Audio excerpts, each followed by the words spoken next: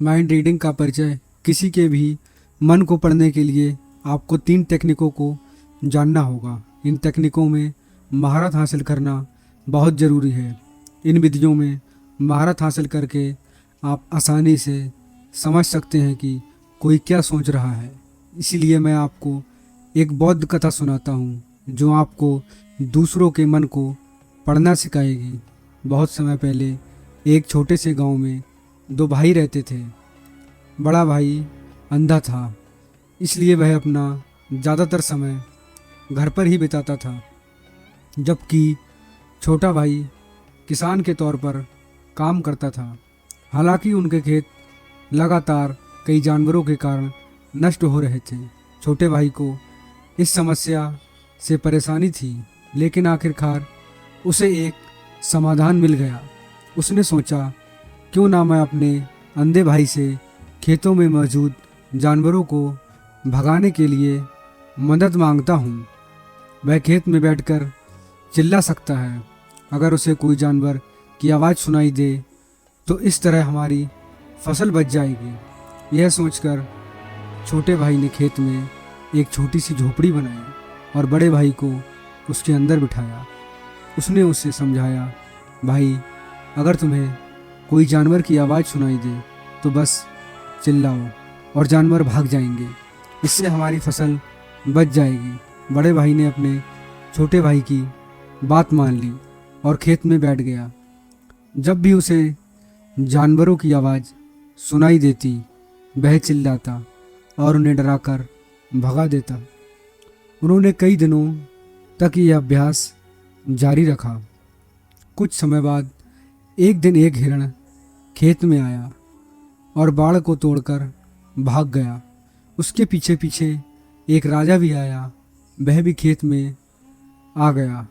राजा ने अंधे भाई को देखा और उससे पूछा, क्या तुमने यहाँ हिरण देखा है? अंधे भाई ने जवाब दिया, महाराज, मैं अंधा हूँ, मैं हिरण कैसे देख सकता हूँ? हालांकि मैं आपको बता सकता हूँ कि मेरे खेत से जो जानवर चला गया है उसका पीछा करना बेकार है। आप अपना समय बर्बाद कर रहे हैं। राजा अंधे भाई की बातों से हैरान रह गया और पूछा कि तुमने यह कैसे पता लगा लिया? राजा ने अंधे भाई से पूछा कि क्या तुम झूठ बोल रहे हो? क्योंकि उसने अंधे होने का दावा किया, लेकिन हिरण की योग्यता के बारे में बात की। जवाब में अंधे भाई ने कहा, महाराज, आप जिस जानवर को हिरण समझ रहे हैं वह वास्तव में हिरण नहीं है, एक गर्भवती मादा है। मैंने कभी किसी राजा द्वारा गर्भवती मादा का शिकार किए जाने के बारे में नहीं सुना है, इसलिए मैं आपको बता रहा हूँ कि वह आपके पीछा करने के लायक नहीं है। आपको उसका पीछा करने में अपना समय बर्बाद नहीं करना चाहिए। राजा यह सुनकर आश्चर्यचकित रह गया। वह समझ नहीं पा रहा था कि अंधा व्यक्ति मादा को गर्भवती के रूप में कैसे पहचान सकता है। उसने सोचा कि एक अंधा व्यक्ति यह कैसे जान सकता है कि मैं जिस हिरण का पीछा कर रहा हूँ वह गर्भवती है या नहीं। वह अंधा होने के बावजूद मुझे इस जानकारी के बारे में कैसे विश्वासपूर्वक बता सकता है? राजा ने इसे सत्यापित करने के लिए अपने सेनापति को निर्देश दिया कि मैं उस जानवर को जीवित चाहता हूँ। पुष्टि करने की आवश्यकता है कि क्या वह वास्तव में गर्भवती है। अंधा व्यक्ति इस बारे में बहुत निश्चित है और मुझे जांच करने की आवश्यकता है। कृपया जाकर पता लगाएं कि क्या वह गर्भवती है। राजा के आदेश सेनापति को मिले जो पहले आया था। जब वह वापस आया तो उसने राजा को बताया कि अंधा आदमी सही कह रहा है और हिरण गर्भवती है। राजा आश्चर्य से भर गया और यह पता नहीं लगा सका कि अंधे व्यक्ति को हिरण की गर्भावस्था के बारे में कैसे पता चला।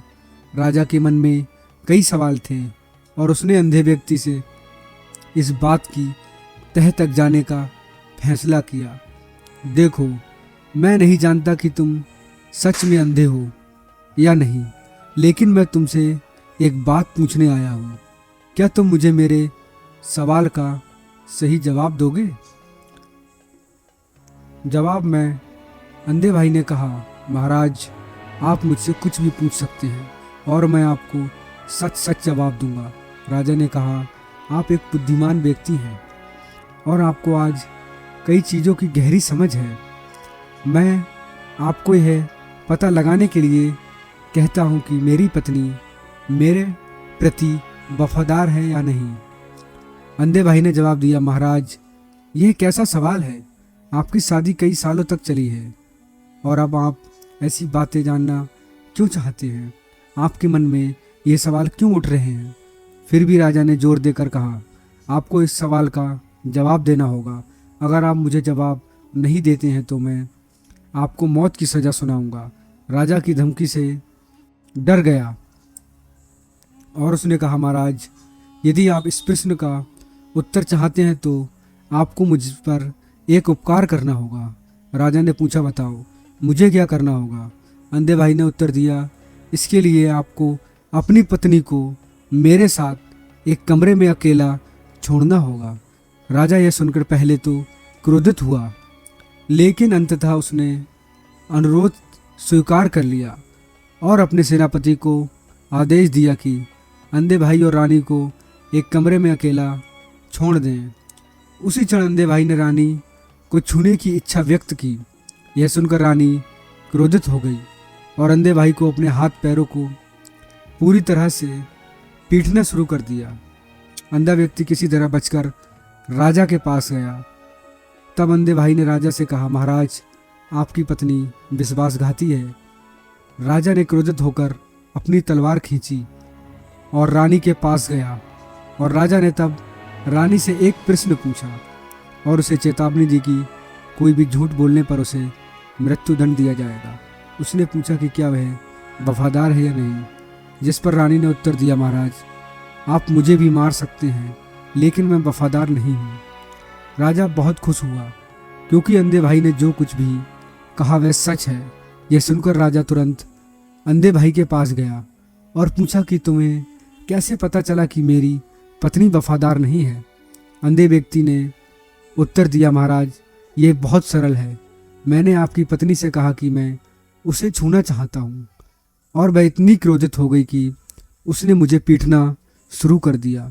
जब मैंने उससे कहा कि मैं उसे छूना चाहता हूँ तो वह मना कर सकती थी, लेकिन इसके बजाय उसने मुझे पीटना शुरू कर दिया और इस प्रक्रिया में उसने मेरे पूरे शरीर को छू लिया। अब आप ही बताएं कि ऐसी महिला वफादार कैसे हो सकती है? राजा ने कहा कि आप बहुत समझदार हैं, तो चलिए आगे बढ़ते हैं। उसने कहा कि एक और सवाल का सही जवाब दो और मैं तुम्हें यहाँ से जाने दूंगा। राजा ने फिर पूछा कि बताओ, क्या मैं सच में अपने पिता का बेटा हूँ या किसी और का?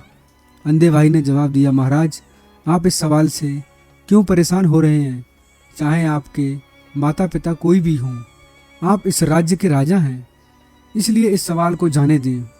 लेकिन राजा ने जोर दिया, नहीं नहीं, मुझे इस सवाल का सही जवाब चाहिए, नहीं तो यह सवाल मुझे हमेशा परेशान करेगा, इसीलिए मैं सच जानना चाहता हूँ।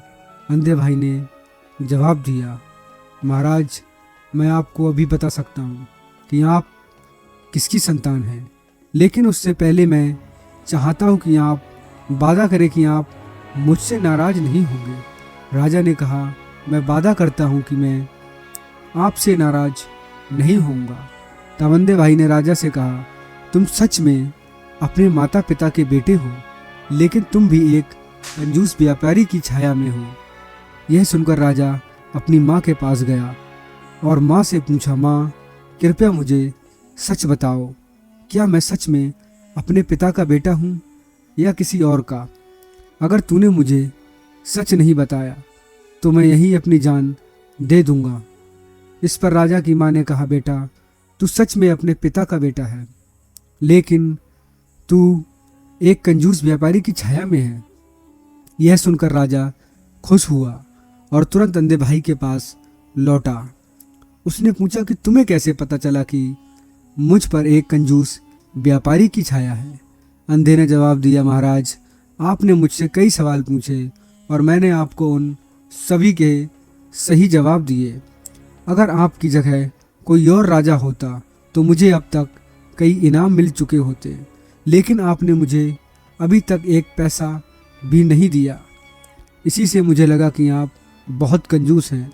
राजा जोर से हंसा और बोला, तू जो भी मांगेगा मैं तुझे दूंगा, लेकिन मुझे ये बता कि तू कैसे जानता है कि क्या सही है और क्या गलत।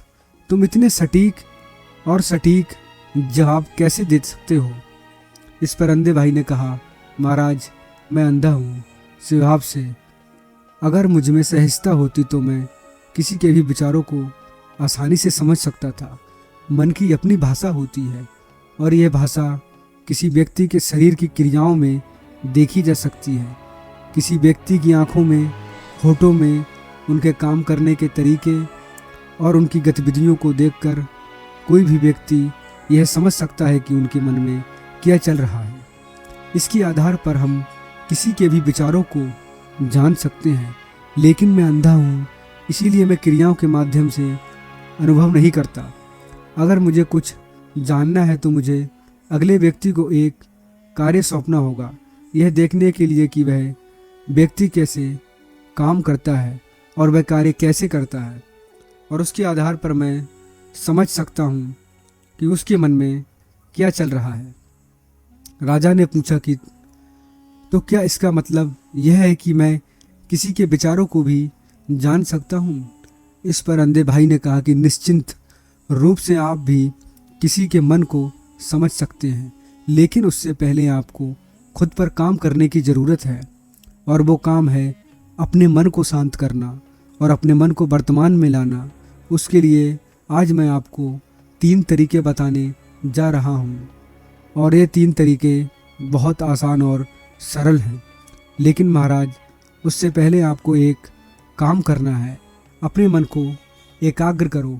जब हम अपने मन को एकाग्र करते हैं और अपने मन को वर्तमान में मिलाते हैं तो हम दूसरे के विचार समझ सकते हैं, क्योंकि वो व्यक्ति वर्तमान में सोच रहा है और हमें भी अपने मन को वर्तमान में लाना है, तभी हम उसके विचार समझ सकते हैं। अगर हम भूतकाल की घटनाओं के बारे में सोच रहे हैं तो हम कैसे जान पाएंगे कि अगला व्यक्ति वर्तमान में क्या सोच रहा है, क्योंकि हम भूतकाल की घटनाओं में डूबे हुए हैं। किसी के भी विचार जानने के लिए सबसे पहले हमें अपने मन को एकाग्र करना होगा और उसे वर्तमान में लाना होगा। उसके बाद अंधे भाई ने राजा से कहा, महाराज मैं आपको 3 तरीके बताऊंगा जिससे आप किसी के भी विचार को आसानी से समझ सकते हैं। तब अंधा आदमी ने राजा से कहा, राजा पहला तरीका है ध्यान देना। पहली टेक्निक ध्यान का अवलोकन करना। आंखें जब हम किसी से बात करते हैं तो सबसे महत्वपूर्ण बात यह है कि हम उनकी आंखों में देखें, क्योंकि आंखें बोलती नहीं लेकिन वे बहुत कुछ कहती हैं। अगर हम किसी व्यक्ति की आंखों में संकेतों को समझना सीख लें तो हम जान सकते हैं कि उनके दिमाग में क्या चल रहा है, वे क्या सोच रहे हैं और क्या करने वाले हैं। मेरे पास खुद आंखें नहीं हैं, लेकिन मैंने यह कौशल कई साल पहले पूज्य गौतम बुद्ध से सीखा था। वे मेरे शिक्षक और मार्गदर्शक थे। मेरे पास तब आंखें हुआ करती थी और मैं लोगों के विचारों को केवल उनकी आंखों के माध्यम से ही समझ जाता था। इसीलिए अगर आप भी दूसरों के विचारों को जानना चाहते हैं तो आपको उनकी आंखों पर ध्यान देना चाहिए, जैसे कि वे कहाँ देख रहे हैं और किस दिशा में। अगर आप उनसे बात करते समय उनकी आंखें इधर उधर भटक रही हैं तो इसका मतलब है कि वे बातचीत से बचने का रास्ता खोज रहे हैं। और अगर कोई व्यक्ति सीधे आंखों से संपर्क करने से बच रहा है तो इसका मतलब है कि उन्हें डर है कि उनका झूठ उजागर हो सकता है। लेकिन अगर उनकी आंखें बिना हिले आपको देखती हैं तो शायद वे ईमानदार और इच्छुक हैं। वे आपसे बात करना चाहते हैं और वे अपने विचार साझा करना चाहते हैं। यह भी देखें कि उनकी भौहें कैसे हिलती हैं। अगर उनकी भौहें नीचे जाती हैं जबकि वे दूर देखते हैं तो वे शायद किसी और चीज़ के बारे में सोच रहे हैं या चिंतित हैं, अगर उनकी भौहें ऊपर जाती हैं और उनकी आंखें बड़ी हो जाती हैं तो वे आश्चर्यचकित हो सकते हैं, या आप जो कहते हैं उसके बारे में उत्सुक हो सकते हैं। यह भी देखें कि उनकी पुतलियां कितनी बड़ी या छोटी हैं।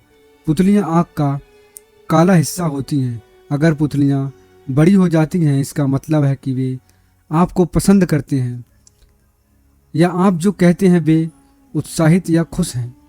अगर पुतलियां छोटी हो जाती हैं, इसका मतलब है कि वे आपको पसंद नहीं करते हैं, या आप जो कहते हैं वे असहज या क्रोधित हैं। यह भी देखें कि उनकी आंखें कितनी लाल या सफ़ेद हैं। आंखों के सफ़ेद भाग को इस्करा कहा जाता है। अगर इस्करा लाल है, इसका मतलब कि वे थके हुए हैं, तनावग्रस्त हैं या बीमार हैं। वे शायद आपसे बात नहीं करना चाहते हैं। मुझे एक बात याद है, जब मैं एक थके हुए व्यक्ति से मिला जो यात्रा कर रहा था। जब हमने बात की तो उसकी आंखें इधर उधर बहुत देखती थीं, कभी मेरी तरफ नहीं देखती थी। इससे पता चलता था कि वह चिंतित था और जल्दी से घर जाना चाहता था। मुझे लगा कि वह शायद कुछ छिपा रहा है, वह मुझसे बात नहीं करना चाहता था। फिर मैंने उससे पूछा, तब मुझे पता चला उसके पास एक गुप्त योजना थी। इसी तरह अन्य चेहरों की अभिव्यक्तियाँ, चेहरे के भाव को समझना, हमें किसी व्यक्ति के विचारों को आसानी से समझना। कभी कभी एक व्यक्ति अपने चेहरे के माध्यम से अलग अलग व्यवहार प्रदर्शित करता है। यदि आप किसी व्यक्ति के चेहरे के भावों पर ध्यान देते हैं तो आप आसानी से समझ सकते हैं कि व्यक्ति क्या कर रहा है, निराश है, बहुत दुखी है, बहुत खुश है। आप यह भी पता लगा सकते हैं कि वे अंदर क्या महसूस कर रहे हैं, और ये सभी चीज़ें उनके चेहरे के भावों से निर्धारित की जा सकती हैं। महाराज, चेहरा एक तस्वीर की तरह है जो दिखता है कि लोग अंदर क्या महसूस कर रहे हैं, भले ही वे कुछ ना कहें। अगर आप लोगों को बेहतर ढंग से समझना चाहते हैं तो आपको इन मूक संकेतों पर ध्यान देना होगा। जब आप किसी व्यक्ति को देखते हैं जिसका मुंह नीचे की ओर मुड़ जाता है और वह एक छोटा सा उदास चेहरा बनाता है, इसका आमतौर पर मतलब होता है कि वे नाखुश हैं या उन्होंने कुछ खो दिया है। आप उनकी आंखों और उनके शरीर से भी बता सकते हैं कि वे उदास महसूस कर रहे हैं। दूसरी ओर एक और बड़ी और वास्तविक मुस्कान जो आंखें और गालों को ऊपर उठाती है, वह खुशी, मित्रता और दयालुता का संकेत है। इसमें आंखें बहुत महत्वपूर्ण हैं। जब वे छोटी और चमकदार हो जाती हैं तो आप निश्चित हो जाते हैं कि मुस्कान वास्तविक है। किसी भी व्यक्ति की भौहों के बीच की जगह देखें जहाँ त्वचा झुर्रीदार हो जाती है। जब ये गहरी और सख्त हो जाती है, इसका अक्सर मतलब होता है कि वे भ्रमित हैं, बहुत सोच रहे हैं या कुछ समझने की कोशिश कर रहे हैं। मुश्किल या नया मुंह जिस तरह से है वह आपको बहुत कुछ बताता है। एक मुंह जो बंद और सिकुड़ा हुआ है, इसका मतलब हो सकता है कि वे सहमत नहीं हैं, कुछ पसंद नहीं है या बात नहीं करना चाहते। लेकिन एक मुंह जो खुला और आराम से है, इसका मतलब है कि वे सहज हैं और बात करने के लिए तैयार हैं। जैसे जैसे आप चेहरे पर इन संकेतों को देखेंगे और समझेंगे, आप जान पाएंगे कि लोग क्या चाहते हैं और उनके अंदर क्या चल रहा है। अपनी भावनाओं को जोर से कहें या चुप रहें, पर आप उनकी भावना समझ सकते हैं। अंधे भाई ने राजा को तीसरी की विधि के बारे में बताते हुए कहा, महाराज, एक तीसरी टेक्निक है शारीरिक भाषा की व्याख्या करना। भाषा भी इशारों और शारीरिक भाषा की भाषा है। किसी व्यक्ति के विचारों को समझने के लिए हमें हाथों के इशारों और शारीरिक भाषा को समझने की आवश्यकता है। जब कोई व्यक्ति बोलता है तो आपने देखा होगा कि वे शब्दों के अलावा अपने हाथों को हिलाते रहते हैं और इशारे करते रहते हैं। उनकी शारीरिक भाषा यह बताने में महत्वपूर्ण भूमिका निभाती है कि व्यक्ति क्या सोच रहा है। महाराज, शरीर और हाथ बहुत सी बातें कह सकते हैं। बिना शब्दों के यह बात करने का एक गुप्त तरीका है जहां आप देख सकते हैं कि लोग क्या चाहते हैं और क्या महसूस करते हैं। जब कोई आपसे बात करते समय अपनी उंगलियों को तेज़ी से टैप करता है, जब उंगलियां किसी चीज़ पर तेज़ आवाज़ करती हैं, तो इसका मतलब हो सकता है कि वे जल्दी में ऊब गए हैं या जल्दी ही बातचीत ख़त्म करना चाहते हैं। मुझे एक समय याद है जब मैं एक ऐसे व्यक्ति से मिला जो मुझे कुछ बेचना चाहता था। उसने संकेत दिया कि वह घबराया हुआ है, इसलिए मैंने उसे बेहतर कीमत देने के लिए कहा, और वह तब भी आश्चर्यचकित था। जब कोई अपनी बाहें क्रॉस करता है, हो सकता है कि वह आपको पसंद ना करे या आप जो कहते हैं वह आपसे अपने विचार छिपा रहा हो। उनकी बाहें पकड़ने का यह तरीका एक दीवार की तरह है जो उनके विचारों और भावनाओं को दूसरों से सुरक्षित रखता है। इस संकेत को देखकर आप उनसे बात करते समय अच्छे और सावधान हो सकते हैं और उन्हें अधिक सहज और खुला महसूस कर सकते हैं। जब कोई आगे झुकता है तो हो सकता है कि वह आप में या आप जो कहते हैं उसमें रुचि रखता हो, वह आपकी बात ध्यान से सुन रहा हो। इसका मतलब है कि वह रुचि रखता है और अधिक सुनना चाहता है। उनके शरीर को हिलाने का यह तरीका दर्शाता है कि वह सुनना, सीखना और समझना चाहता है कि आप क्या कह रहे हैं। एक बार एक स्मार्ट शिक्षक से मिला। बात करते समय वह बहुत शांत था, लेकिन वह दिलचस्पी के साथ झुका। यह दर्शाता था कि वह विषय के बारे में और जानना चाहता था।